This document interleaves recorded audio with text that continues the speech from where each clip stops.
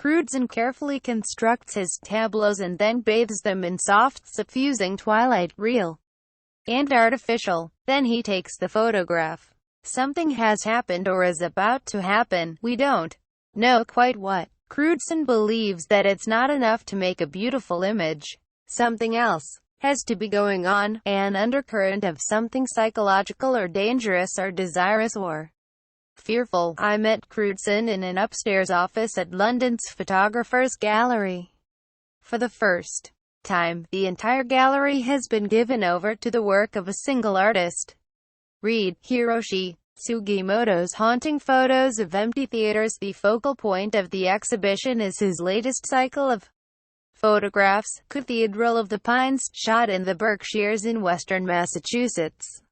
His family once had a log cabin there when he was a child. These days, it's where he cross-country skis and long-distance swims. For these photographs, he drove around for days looking for locations just like a movie scout. Location is doubly important in photography, he said.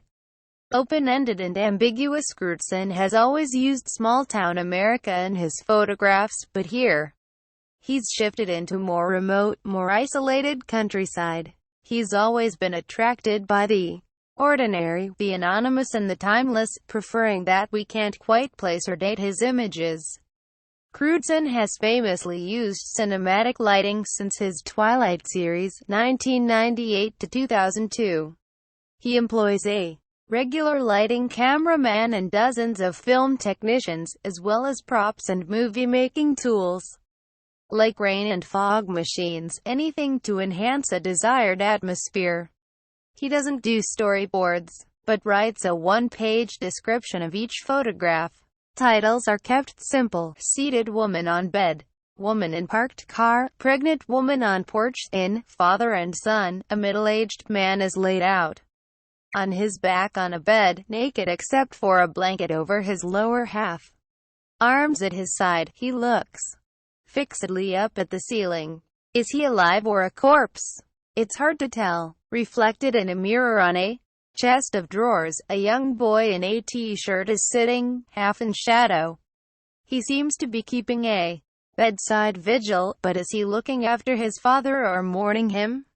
It's a classically enigmatic Crewdson image, another condensed story, both open-ended and ambiguous. Read The Man Who Invented the Supermodel. The son of a New York psychoanalyst, Crewdson is an affable, thoughtful and open interview. He's told some of the stories before, but the detail is still startling. He was raised in Brooklyn, New York and struggled at school. Dyslexic and left-handed, he held a pen like a lobster. His father conducted therapy sessions in the basement of their house, and lying on the floorboards, the young Gregory tried to listen in.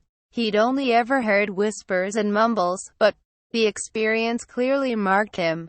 A sense of secrets and something forbidding is what my work is about, he said. As a boy, Crewdson wanted to become a psychiatrist like his father. But then his father took him to see a Diane Arbus retrospective at the Museum of Modern Art in 1972. 45 years later, Crewdson's memory is clear. This was a defining moment in his life, giving him an appreciation of the potential power of the photo. I understood it. Pursuing perfection in his last big cycle of photographs, Beneath the Roses, 2003-08, Crewdson shot mostly on studio sound stages, using star actors like Julianne Moore, Tilda Swinton and William H. Macy. For Cathedral of the Pines, he's used local people, friends and acquaintances. Crewdson must be very persuasive. There's a lot of skin unerotically on display, most of it female. Crewdson's influences remain obvious. In photography, it's Diane Arbus and Walker Evans. His 10-year-old son, Walker, was named after Evans. In cinema, it's Hitchcock and David Lynch. He has cited Vertigo, Blue Velvet and The Night of the Hunter, directed by Charles Lawton, as influences. In painting, the dominant Influences Edward Hopper, meet Mick Rock, the man who shot the 70s, when I gave him my gut response to seeing his photographs in the flesh, the word perfect, perfect, perfect rattling around my head, I said. He responded with a laugh. Perfect is a favorite and least favorite word, he said. My pictures are in the intersection of me wanting to create a perfect work and the impossibility of doing so. In Ben Shapiro's 2012 biopic Gregory Crewdson, Brief Encounters, Crewdson said he believed every artist has one central story to tell. The struggle is to tell and retell that story over and over again in a visual form and try to challenge that story.